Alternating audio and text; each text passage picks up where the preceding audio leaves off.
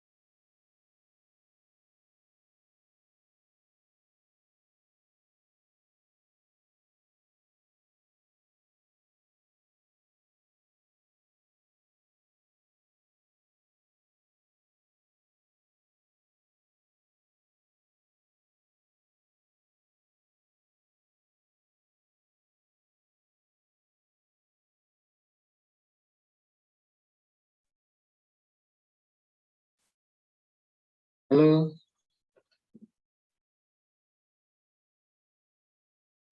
Iya, Pak. oke. Assalamualaikum warahmatullahi wabarakatuh. Waalaikumsalam Waalaikumsalam warahmatullahi wabarakatuh. Karena kita terbatas di Zoom ya, kita langsung saja ya. Bisa apa? Udah bisa screen.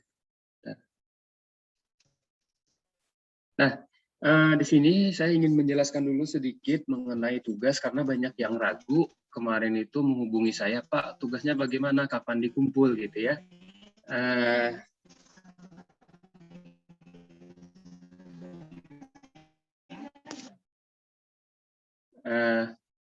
Suara saya jelas terdengar ya? Jelas, Pak. Oke. Ini nanti saya kirim juga file ini di grup. Di sini saya menjelaskan bagaimana tugas mandiri di sistem informasi geografi. Nah, tugas di dalam ini adalah panduan pengerjaan tugas mandiri sistem informasi geografi. Tugas adalah pembuatan catatan atau tutorial setiap proses kerja SIG sesuai dengan tahapannya. Jadi, mulai kawan-kawan pada minggu kemarin melakukan praktikum, nah itu sudah dimulai kita membuat catatan gitu. Nah, di sini saya sudah menyusun panduannya yang terdiri dari 4 bagian. Yang pertama input data, yang kedua pengolahan data, yang ketiga analisis data, dan yang keempat visualisasi data. Nah, dari masing-masing tahapan tersebut ada proses-prosesnya. Misalnya input data terdiri dari rektifikasi, kemudian digitasi poligon, digitasi garis, digitasi titik, tabel atribut. Kemudian masuk tahap pengolahan data, di situ ada editing data poligon, editing data garis, editing data titik. Kemudian nanti tahap ketiga ada analisis data, kita belajar query, overlay, buffer. Kemudian tahap yang keempat visualisasi data, terdiri dari penyusunan layar, pengaturan simbologi, pengaturan label, membuat map project, pengaturan ukuran kertas dan bingkai, pengaturan grid koordinat, pengaturan informasi titik peta, judul, skala, mata angin, legenda, sumber peta, dan informasi pembuatan peta. Nah, jadi semua tahapan dan proses dari masing-masing tahapan ini yang nanti dibuat catatan. Bagaimana ada pembuatan catatannya? Yaitu setiap tahapan dari proses kerja SIG harus dijelaskan.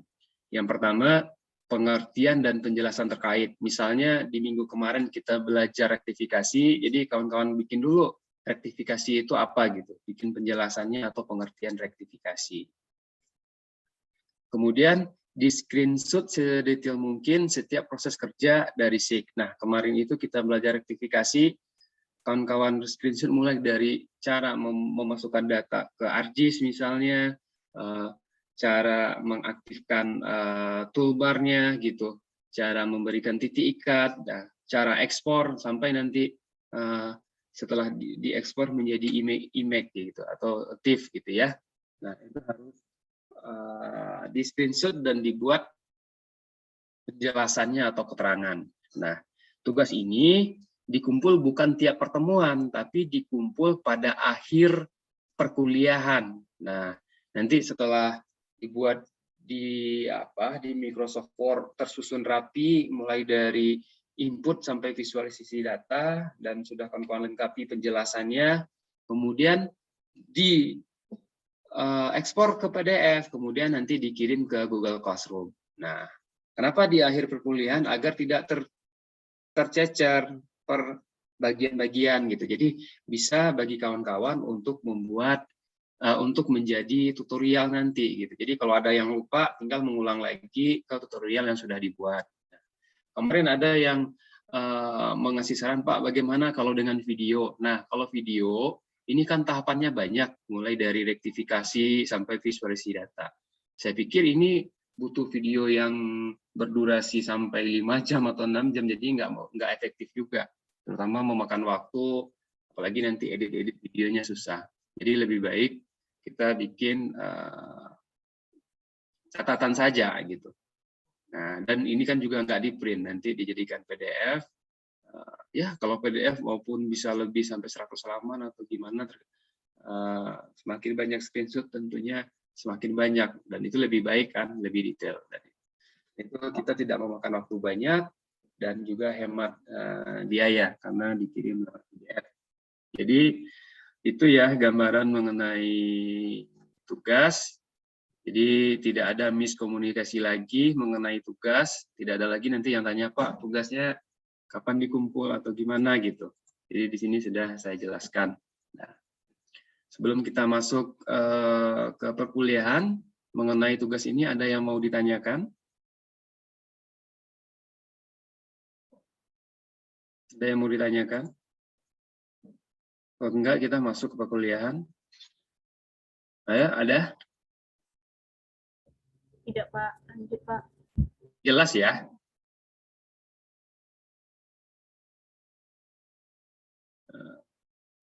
Ini saya kirim di grup.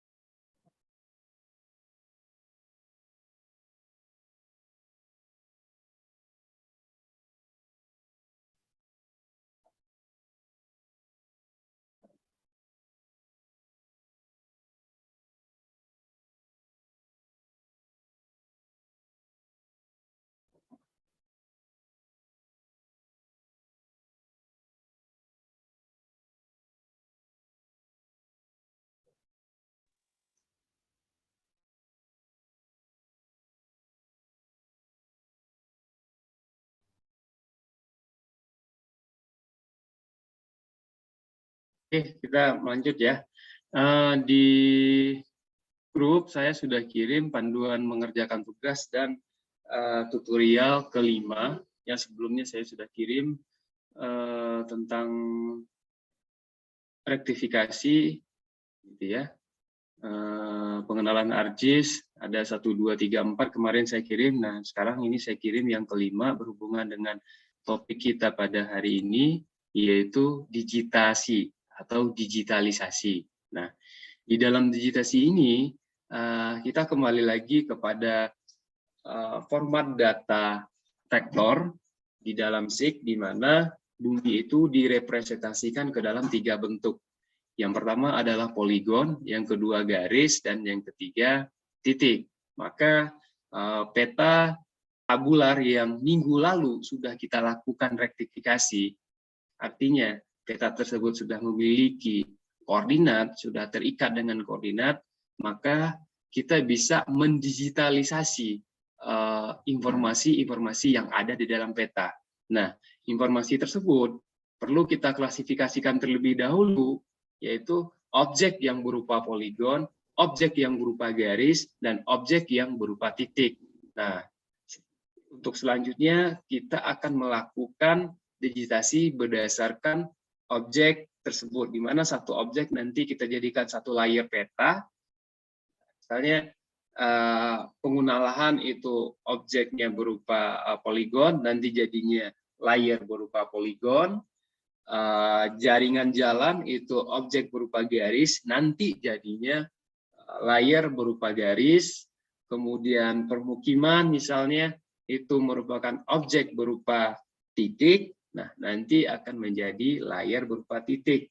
Begitu juga untuk objek-objek lainnya seperti batas administrasi itu adalah objek berupa poligon, nanti akan menjadi layar poligon. Garis kontur merupakan objek berupa garis, nanti jadinya objek layar berupa garis, dan lain-lainnya. Nah, itu merupakan kegiatan di dalam tahapan digitalisasi. Nah, itu yang akan kawan-kawan lakukan. Nah, perlu dipahami di sini, digitasi tidak akan bisa kita lakukan tanpa proses rektifikasi. Artinya, peta tabular yang saya kasih kemarin tidak bisa kita digitasi langsung karena formatnya JPEG. Nah, artinya data format JPEG tidak bisa dibuka karena dia belum terikat dengan koordinat. Maka peta yang bisa kita lakukan digitalisasi adalah peta yang sudah terikat dengan koordinat. Artinya peta yang kemarin kita rektifikasi, kemudian kita simpan di dalam format IMAX. Nah, bagi kawan-kawan yang belum atau belum tidak mengikuti perkuliahan minggu lalu atau belum sampai pada proses penyimpanan data dalam bentuk IMAX, bisa diminta ke kawan-kawan ke kawan yang lainnya peta berupa IMAX tersebut. Jadi kita tidak mengulang lagi pada pertemuan ini peta berupa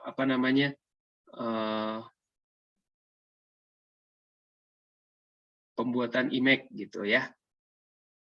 Atau mungkin ini saya coba share juga yang sudah saya bagi yang belum.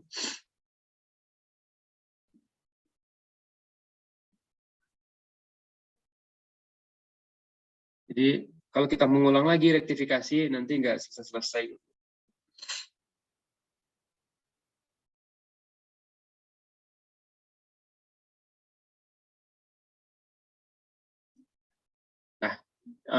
Sebelum kita melakukan digitasi, ada hal yang perlu kita pahami. Yang pertama, format data save file atau SHP. Nah, bentar, ini saya mau kirim dulu data yang sudah di georeferencing. Artinya data ini yang kita gunakan untuk digitasi. Itu saya sudah kirim di grup. Nah, ini bagi yang belum sempat melakukan rektifikasi, nah untuk bisa mengikuti perkuliahan hari ini bisa mendownload peta tersebut, kemudian diekstrak dan disimpan di dalam satu folder, dan peta itu nanti yang dipanggil. Gitu.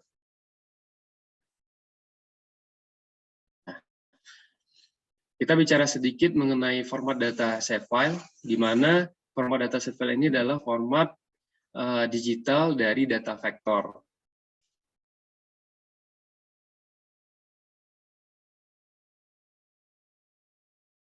Nah, di sini akan dijelaskan. ArcGIS dapat melakukan digitalisasi di dalam ArcGIS menggunakan beberapa tipe data. Untuk data vektor, software keluaran Esri itu ArcView, ArcGIS gitu ya, memiliki kemampuan untuk menyimpan data dalam format save file. Nah, ini dia. Atau kita singkat dengan SHP. Jadi kalau kita ditanya orang, apa datanya data SHP? Artinya itu merupakan data vektor gitu ya. Data vektor yang merupakan format penyimpanan data dari software ArcGIS. Nah, format data save file itu setidaknya memiliki 3 tipe file. Bahkan bisa lebih dari itu ya, sampai 7, tapi minimal 3. Jika salah satu dari yang 3 tersebut hilang atau terhapus, maka datanya tidak bisa terbuka.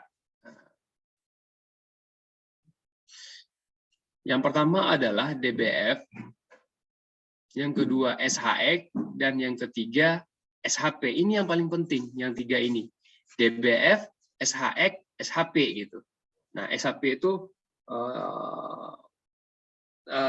nanti kalau kita buka di ArcGIS itu namanya SHP jadinya. Sementara kalau di dalam file laptop partisi tempat kita menyimpan, nanti dia akan ada beberapa tipe data. Ada SHP, ada DBF, ada SHX. Nah, untuk format DBF merupakan file database. Jadi database database dari data vektor itu disimpan dalam format namanya DBF. Nah, makanya DBF inilah nanti yang bisa kita, misalnya kita panggil juga, kita buka juga di Excel itu bisa. Misalnya kalau data spasial kita itu sudah banyak gitu ya, ada keterangan atributnya, nama desa, luas dan segala macam. Kemudian kita ingin membuat dalam bentuk tabel, kita bisa memanggilnya ke dalam Excel secara langsung. Nah, apa yang dipanggil itu format data DBF, karena DBF ini merupakan file database. Jadi atribut database-nya itu disimpan dalam format data DBF. Kemudian yang kedua adalah SHX.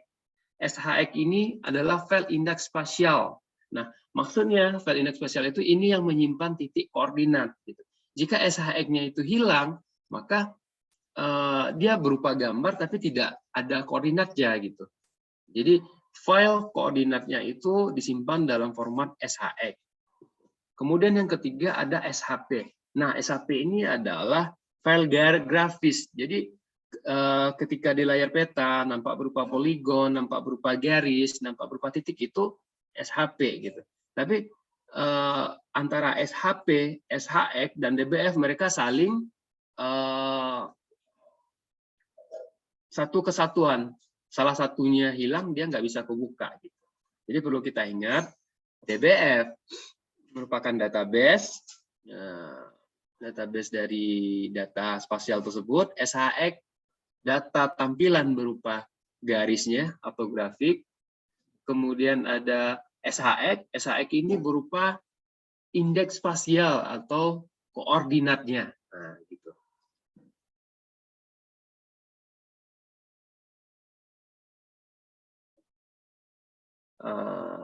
Di sini apa namanya, di tutorial ini lengkap saya jelaskan di sini bagaimana proses dalam pembuatan apa namanya SHP atau persiapan file sampai kepada nanti digitasi. Di sini juga dijelaskan tool-tool yang digunakan di dalam digitasi. Di sini lengkap semua. Jadi nanti bisa kawan-kawan pelajari. Tentunya saya nggak menjelaskan ini, tapi saya langsung demo di ArcGIS-nya. Nanti jika misalnya kawan-kawan bingung gitu, ada tahapan yang lupa, bisa mereview atau mempelajari dari modul atau tutorial yang saya buat ini. Di sini lengkap kok di tutorial ini. Nama-nama tool-nya gitu ya. Di sini lengkap saya buat. Seperti ini. Editor untuk digitasi ini saya lengkapi semua, gunanya buat apa itu sudah lengkap semua di sini, jadi bisa dipahami nantinya.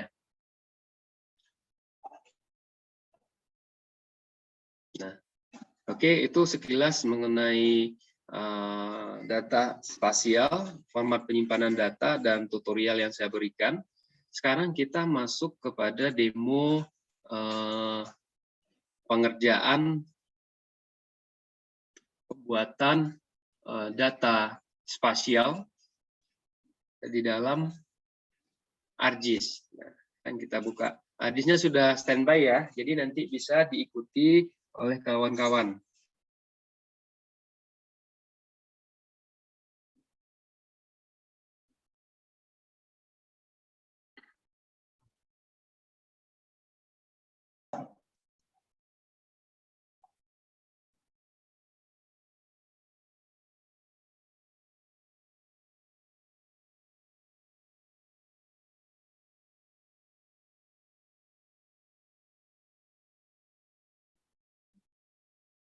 Nah, layar ArcGIS-nya terlihat ya. Halo. Ya, terlihat, Pak. Oke. Nah, sama ini adalah layar ArcGIS. Nah, langkah pertama ketika kita membuka di layar ArcGIS, kita harus mengatur dulu koordinat layarnya. Lalu juga sudah kita bahas, untuk mengatur koordinat layar, klik kanan, properties,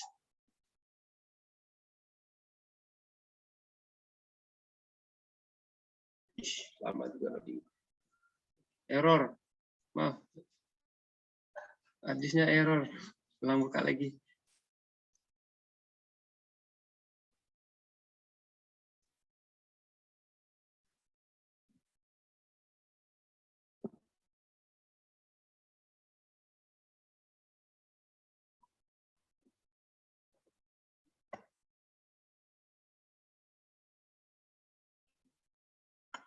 Oke, kita lanjut ya. Langkah pertama sebelum kita melakukan pembuatan data SHP adalah kita harus mengatur koordinat layer. Di sini kan dilihat di kanan bawah itu unknown, artinya layer ini belum diatur sistem koordinat yang digunakan. Nah, pada minggu lalu kita sudah melakukan rektifikasi di mana datanya berupa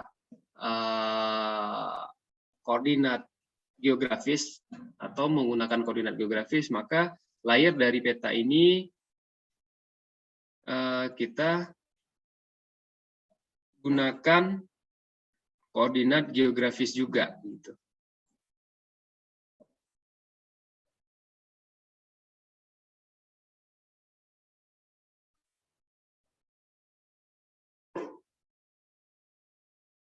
Masih terlihat ya? Masih ngikutin ya? Soalnya ada peringatan beberapa menit lagi tadi. Masih ya? Masih, Pak. Itunya Zoom-nya masih ya? Harddisk-nya masih ya? Masih, Pak. Oke. Masih, Pak. Kemudian kita atur koordinat layer. Klik kanan, properties. Kok error lagi harddisk-nya?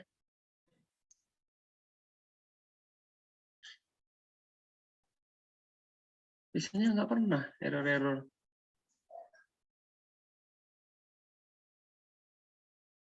Bentar ya, error terus.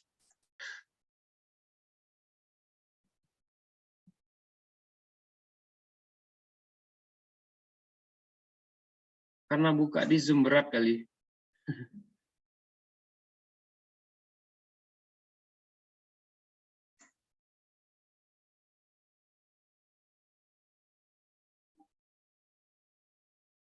Properties. Apa?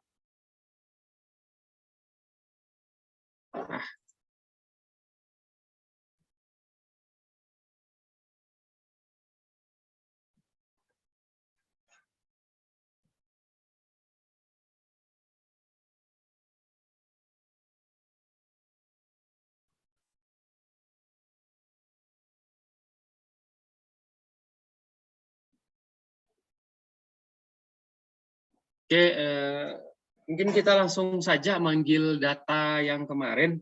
Error nih kalau diganti koordinat lahirnya. Di add data, kemudian kita cari file penyimpanan datanya. Saya nyimpannya di folder georeference.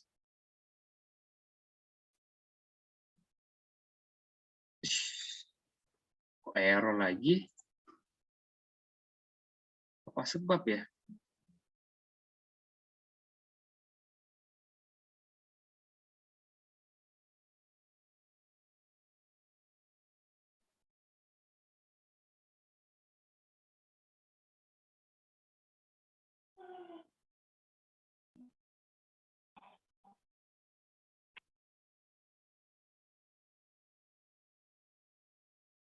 Mungkin kayaknya perlu di restart dulu laptop saya sebentar. Jadi saya restart bentar lagi kita masuk lagi ya. Biasanya seperti itu di sini. Karena kan kita pakai versi bajakan, jadi kadang banyak ulah. Saya coba restart sebentar ya, nanti kita masuk lagi. Ya.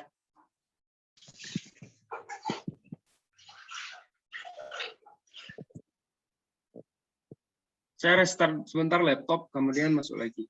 Iya, Pak.